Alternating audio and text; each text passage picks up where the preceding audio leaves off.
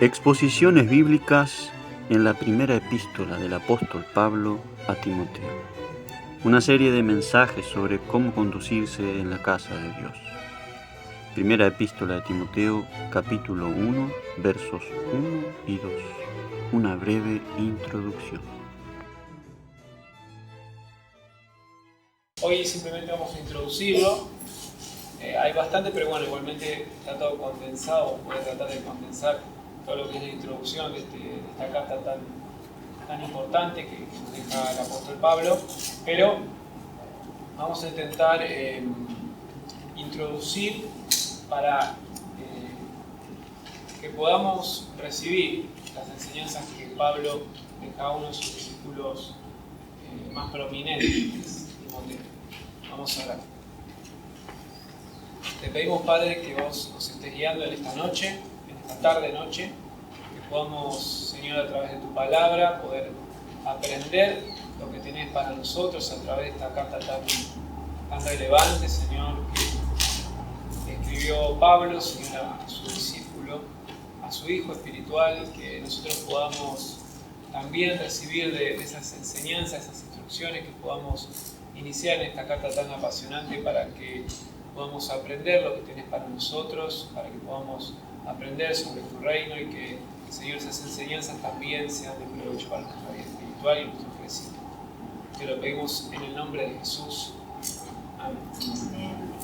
Bueno, en el año 1726, Paul Anton escribió sobre las cartas de Timoteo y Tito, usando la designación epístolas pastorales. ¿Por qué? Bueno, en ese tiempo, en ese libro que escribió este comentarista Paul Anton, de alguna forma quedó grabado a fuego ese título que seguramente no va a ser cambiado, refiriéndose a la carta de Timoteo y de Tito como las epístolas pastorales, ¿sí? La particularidad de estas epístolas es que Pablo escribe a sus discípulos, pero son cartas planas. Esa es la particularidad que encontramos en estas cartas, tanto la de Timoteo como la de Tito. Escribe una persona. Está la de Filemón también, pero en la carta de Filemón él escribe no solo a la persona, a Filemón, sino que escribe a la familia y por extensión a la iglesia. En este caso, estas cartas son muy particulares por eso. Tienen un tono personal que no tienen otras. Si bien no todas las cartas de Pablo, no así las dos cartas, tanto la primera como la segunda, tienen ese enfoque. Más que nada es la primera carta de Timoteo la que vamos a ver ese tono personal y consejo en cuanto a lo pastoral. Sí, la de Tito, pero ya en la segunda de Timoteo tiene otro enfoque. En esta primera carta vamos a ver cómo Pablo se refiere y escribe en ese tono pastoral para uno de sus hijos espirituales, ¿no? En cuanto al autor, ¿qué es lo primero que podemos decir? Bueno, tradicionalmente se entendió y se conoció esta epístola como escrita por Pablo, pero hubo en algún momento algunas discusiones que ocasionó esto, ¿no? Fue en el siglo II con Marción, igualmente se consideró como un hereje Marción, ya que de alguna forma fue desestimado eso, pero recién en el siglo XIX entró esta controversia con algún poco más de argumentos con respecto a quién era el autor. Fue el único momento donde se puede decir que llegó a entrar la discusión. Por distintos motivos no nos vamos a poner ahora a detallar, pero hacían referencia a las palabras que utilizaba, porque Pablo utiliza palabras que en otras cartas de él no se utilizan, como vamos a ver en el saludo. En el contenido desarrolla temas que quizá en otras cartas no desarrollaba con esa profundidad, y también por las circunstancias históricas, porque dicen los que criticaban la autoridad de Pablo que pareciera ser como que está escribiendo a una iglesia que estaba establecida, como que ya con una estructura más formada, y en ese tiempo la iglesia primitiva todavía tenía la sencillez de ser, la iglesia tenía la sencillez de ser una iglesia de sus inicios, ¿no? Sin estructuras tan marcadas, sin quizá ese programa que tienen después, que empiezan a desarrollarse, a formarse en la iglesia a partir del siglo II. Bueno, estos argumentos fueron desestimados, se fueron desestimando, porque bueno, realmente Pablo es un hombre, fue un apóstol quizá el más formado, y podemos entender en las distintas críticas que recibió en cuanto al estilo, en cuanto a las palabras, que era un hombre formado y que tenía riqueza en su vocabulario, en el griego que escribía, y que él podía desarrollar inclusive los temas que profundiza en esta carta. Podemos también referirlo a que había un tiempo ya de desarrollo, ¿sí? Esta es una de las últimas cartas que escribe Pablo, y podemos decir que tenía otro bagaje distinto, ¿no? Y también las circunstancias de las cuales estaba escribiendo. Esto sin entrar en tantos detalles, porque igualmente no hay, en líneas generales no hay discusión que Pablo es el autor, tradicionalmente se le adjudicaron a él, salvo críticas, digamos, como les decía, de siglos atrás. No hay mayor no hay mayor dificultad para rebatir los argumentos que se dieron, así que nos quedamos con esto. Esto es un tema relevante. ¿Por qué? Porque si criticamos o decimos que no fueron escritas por Pablo, podemos tirar también algunas cuestiones que son planteadas en la carta como tan relevantes, ¿no? Y en cuanto a la autoría, no hay mayores discusiones, que Pablo es quien escribió la carta. En cuanto al receptor también, podemos decir, bueno, está claro quién es, que es Timoteo. Tanto la de Timoteo como la de Tito. En los dos casos, Pablo está escribiendo a colaboradores muy cercanos a él, está escribiendo a amigos, está escribiendo a personas de máxima confianza y a quien él considera hijos espirituales, que después vamos a hablar un poco más de este tema.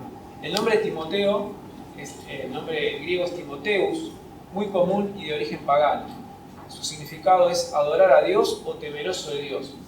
Estamos hablando de un contexto pagano, ¿no? Un contexto pagano, de cultura griega, provincia romana, pero que también podemos utilizarlo también en un contexto cristiano, ¿no? Porque si hablamos de adorar a Dios o temeroso de Dios, puede ser tanto el pagano, puede hablar de sus dioses, como nosotros, Dios, ¿no? El único Dios verdadero que conocemos en la Biblia, a través de la Biblia. En cuanto a la familia de él, sabemos que por la escritura que es hijo de un matrimonio mixto, es decir, padre griego, pagano y madre cristiana.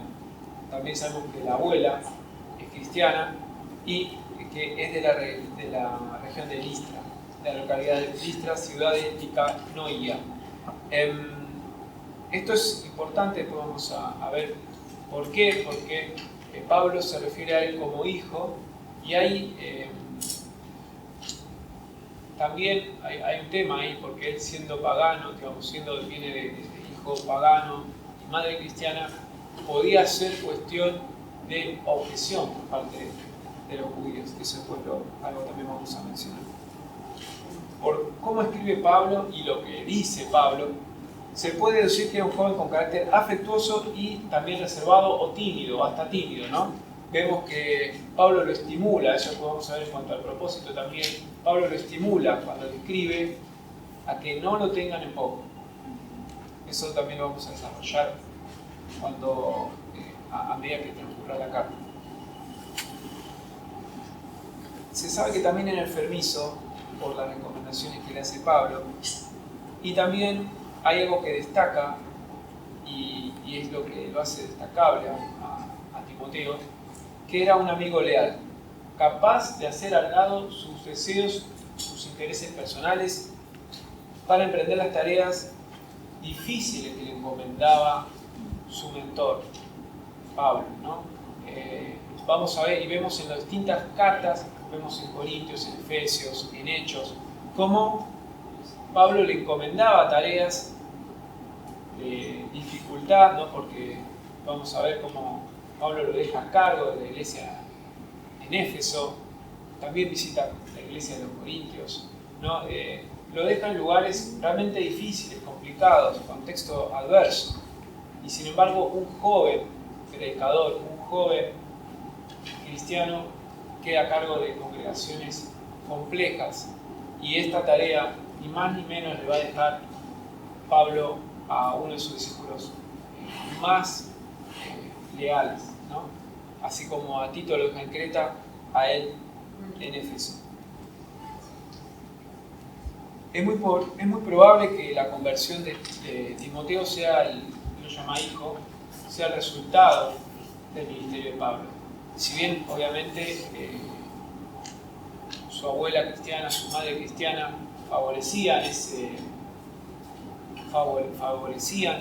para que Timoteo fuese quien fue finalmente, pastor, obispo,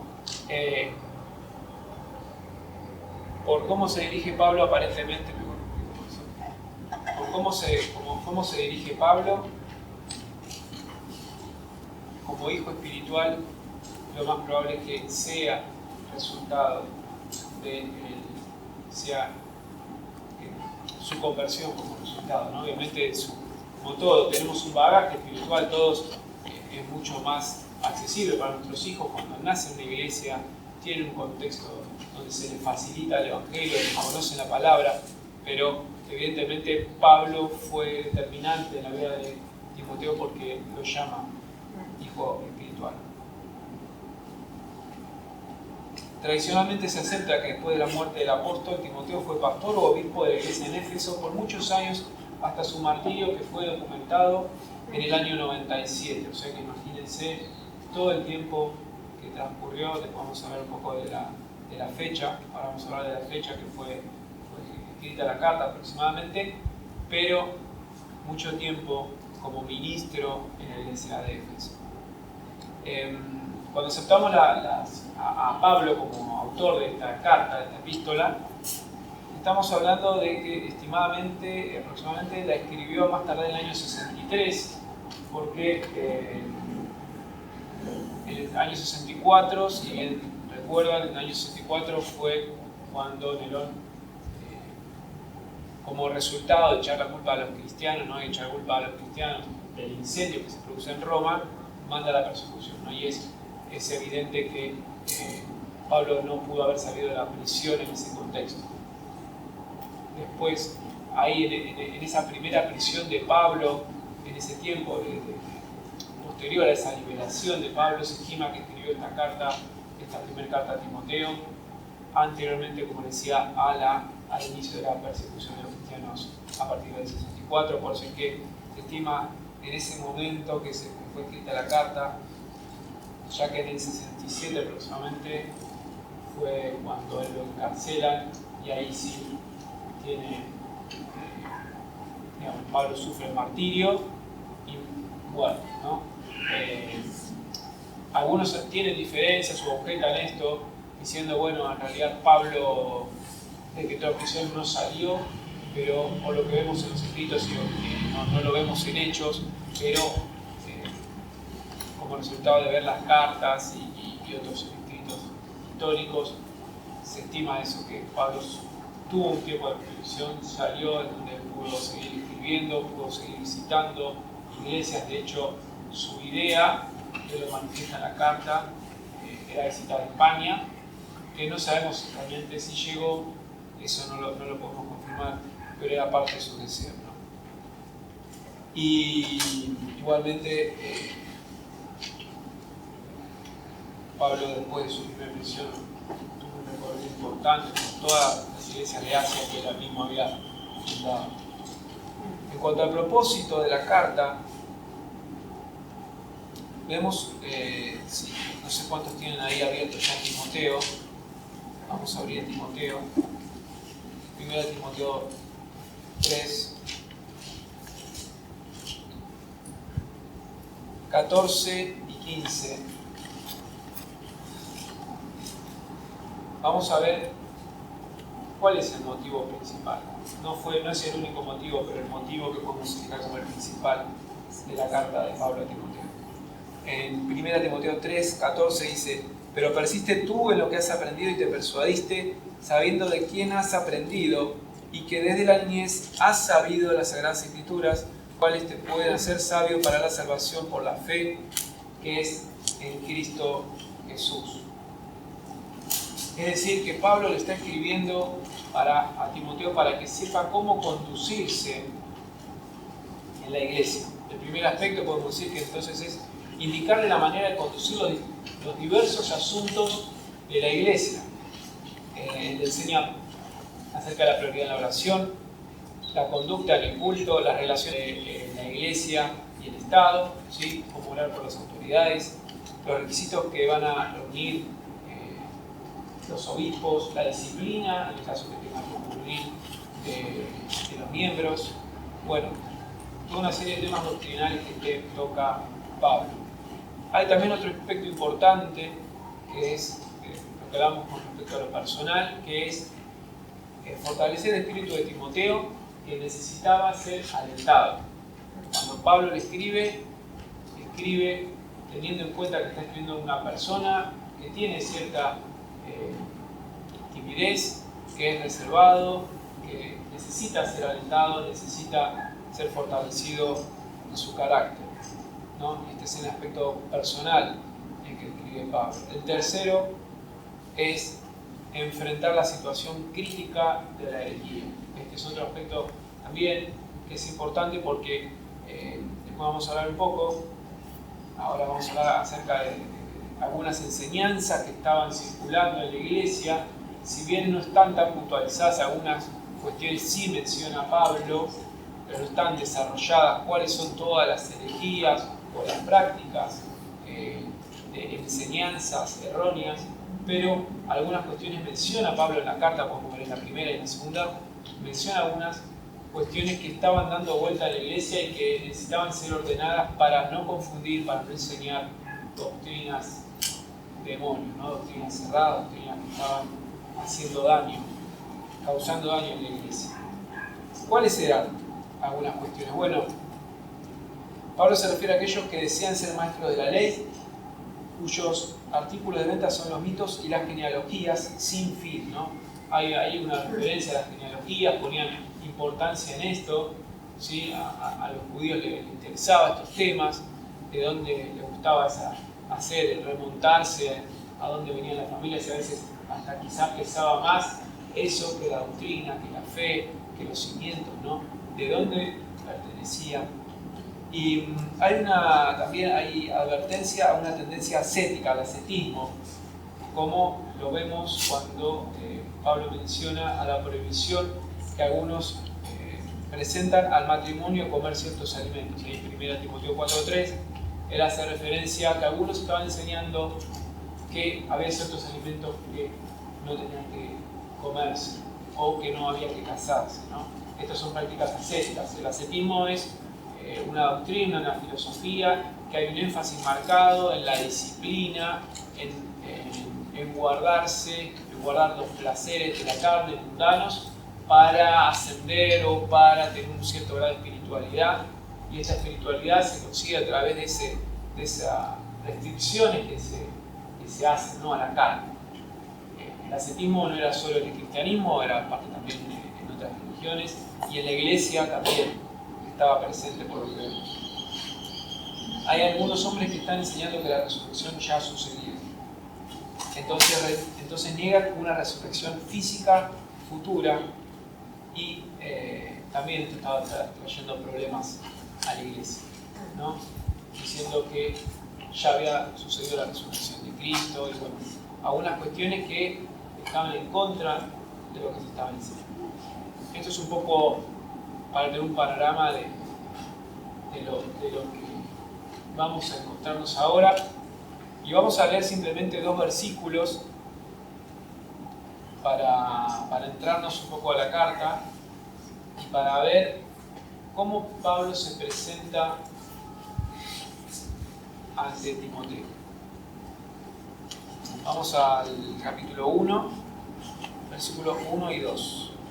Dice así: Pablo, apóstol de Jesucristo, por la voluntad de Dios, según la promesa de la vida que es en Cristo Jesús. A Timoteo, amado Hijo, gracia, misericordia y paz de Dios Padre.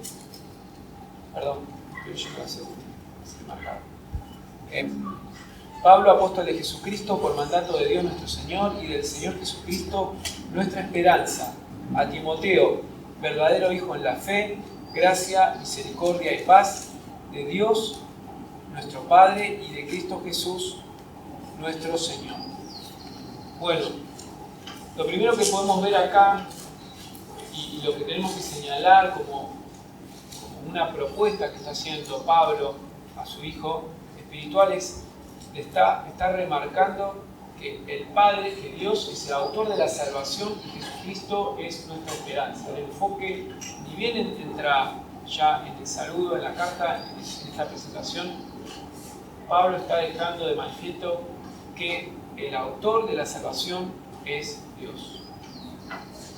Ahora, ¿por qué podemos confiar en Dios? Si nos hiciéramos esa pregunta, ¿qué podemos extraer de esto? Bueno, lo primero que podemos destacar es que el autor de nuestra salvación es Dios, como decía recién. ¿Por qué podemos confiar en Dios? Porque Él es el autor de nuestra salvación. Dice Pablo, por mandato de Dios, nuestro Salvador. Esto es como le decía, es uno de los argumentos en los cuales cuestionan la autoría de Pablo, porque él hace referencia a Dios como Salvador. No es habitual esto, ¿sí? Es un aspecto que él toca en esta carta, no es nuevo, tocó en otras cartas, pero no es algo que en todas sus cartas, en todas sus epístolas vamos a ver. Pero es una forma que trae del Antiguo Testamento, que lo encontramos en Salmos, que lo encontramos también en la Torá.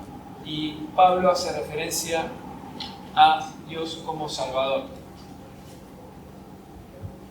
Hay un aspecto importante cuando él bien empieza a escribir. Él dice apóstol de Jesucristo, por mandato de Dios nuestro Salvador. Hay algo que tenemos que entender, que Pablo está escribiendo una carta personal. Y esto pensemos nosotros, yo me imaginaba si Adriano quisiera escribir una carta a sus hijas y le dijera, Adriano dos Santos, ¿Santos se puede nombrar? Santos Silva, sí. Bueno, Santos Silva, ¿no? Imagínense escribiéndole a su hija, ¿no? Con cierta formalidad, diciendo pastor de la iglesia de Escobar, nombrado por la Comisión Episcopal de Brasil, ¿no? No es así, pero pongamos que él escribe de un tono formal y así empieza Pablo a escribirle a su hijo en la fe. Esa es la impronta en la cual él está escribiendo y la cual nos tiene que un poco llamar la atención porque le está escribiendo a un hijo, a quien considera un hijo, y por algún motivo Pablo lo hizo así. Evidentemente la inspiración del Espíritu Santo lo lleva a escribir de esta forma. Toda la escritura es inspirada por Dios y es el tono en el que escribe siempre en las cartas de la época, siempre primero el remitente y después el destinatario, y él se refiere así, pero las credenciales las muestra, ¿no? Y esto es como si uno le escribiera a un hijo, como decía recién, le está mostrando las credenciales, pareciera que no hiciera falta, pero por algún motivo él está dejando asentado que él no escribe de su parte, sino que está escribiendo y se está dirigiendo por mandato de Dios y de Jesucristo. Sí, ahí vemos también la persona de la Trinidad, no solo es el Padre, sino también el Hijo. Y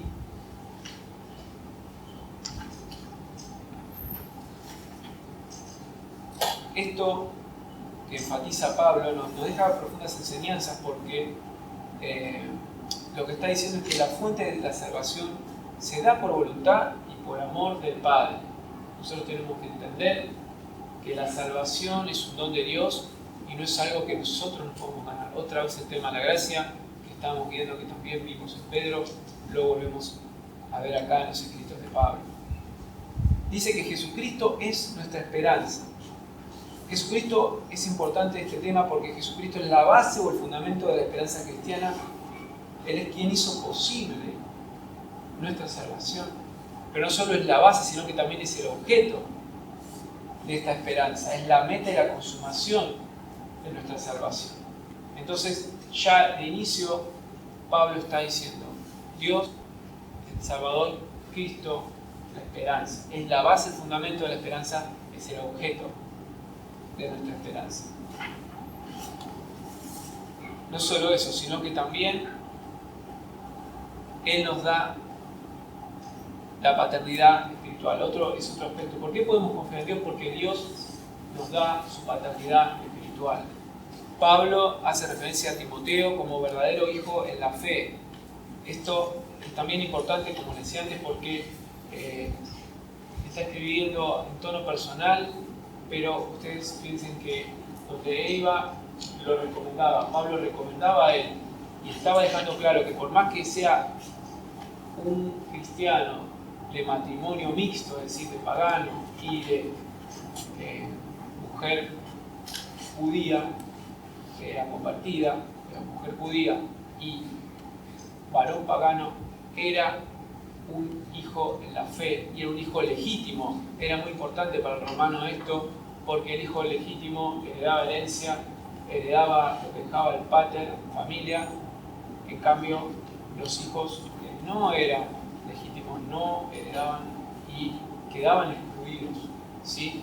De hecho, nuestro derecho ha recibido esa herencia y después, actualmente ya no. El hijo matrimonial y el extramatrimonial tienen los mismos derechos, pero viene eso, inclusive el derecho romano, no tienen la importancia que tenía para ellos. Pero él está hablando, mi hijo en la fe, ¿sí?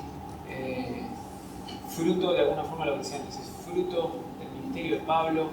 Vemos la importancia que él le da. De esa forma también se refiere a Tito, Pablo. Y de alguna forma también contrarresta el argumento que pueden presentarle los judíos como objeción. Este es el hijo de un pagano, ¿no? De hecho, Pablo lo hace circuncidar. Lo vemos eso en Hechos 16, hay una referencia a este tema. El otro aspecto que vemos en el versículo 2 es que Dios es quien nos da gracia, misericordia y paz. Acá hay una palabra que se destaca. Pablo siempre en sus salutaciones escribe gracia y paz, y en esta incluye misericordia. Gracia sabemos que es cari, que es el regalo, es el favor no merecido, pero misericordia lo incorpora, y es importante esta palabra porque denota la intervención activa de Dios para ayudar a quien lo necesita, ¿sí? La misericordia tiene que ver con el acompañar, el que conoce la miseria, el corazón volcado a la miseria del otro. Es decir, Dios conoce nuestras miserias y se vuelca a nosotros en auxilio. Y indica un corazón inclinado, como decía, hacia la miseria. Y Pablo está diciendo que tengas la misericordia de Dios en tu ministerio, ¿sí? Que Dios se incline a tu auxilio, que Dios sea cercano a tu necesidad. Y el término paz también, ¿no? Bien conocido para los judíos, ese significado no solo de bienestar, no solo de bienestar en medio de las dificultades, sino de plenitud que tenía para el pueblo hebreo. Completo estado de bienestar. Esto es lo que le desea Pablo cuando está escribiendo a su hijo amado Timoteo. Entonces esto nos deja a nosotros una enseñanza también profunda, que si bien Dios es Padre proveedor de todo, Jesucristo es el Hijo mediador por quien recibimos todas sus bendiciones y sus dones, ¿sí? En su saludo, Pablo no deja ahí librado al azar, no lo deja a libre interpretación, sino que está diciendo, por mandato, yo estoy escribiéndote porque tengo una misión de parte de Dios. Soy apóstol en el sentido restringido, no porque eran los 12 y después él, que fue incorporado después, y no como un orgullo, sino como diciendo, no sé qué Dios vio en mí, por qué me eligió. Siempre Pablo extrañado de esa misión que Dios le encarga porque yo, dice, era perseguidor y yo no merecía este título, y sin embargo, Él me eligió, ¿no? Esto como para poder destacar y lo que vio Pablo en Timoteo, ¿no? Lo último que quiero decir con respecto a Timoteo es lo que Pablo dice en Filipenses 2, que dice, Filipenses 2:21 dice, porque todos buscan lo suyo propio, no lo que es de Cristo Jesús. Pablo está hablando de Timoteo cuando escribe a los filipenses y habla de Timoteo y destaca eso. Porque una persona que es timorata, que no se destaca del resto, una persona que hace falta incentivarla, él lo destaca como leal, como siervo, colaborador, y que pone en primer lugar el reino. Y si algo nos tiene que dejar a nosotros en claro esta carta es que nosotros tenemos que dejar de lado lo nuestro para que el reino sea primero. Y que aprendamos a que el Padre, ¿no? El Padre que nos comisionó, nos llamó, quiere cumplir su propósito en nuestra vida. Y quiere que esa gracia, esa misericordia, esa paz que Él nos da como un regalo pueda ser parte también nuestra, ¿no? Y en ese aspecto podemos conocer a Dios como ese Padre en quien podemos confiar, como nuestro Salvador, como nuestra esperanza y como quien está dispuesto a darnos todos estos dones de su parte, ¿no? Así inicia Timoteo, la carta a Timoteo, y así espero que podamos encontrarnos nosotros con esa expectativa para poder recibir lo que tiene Dios para nosotros. Vamos a orar.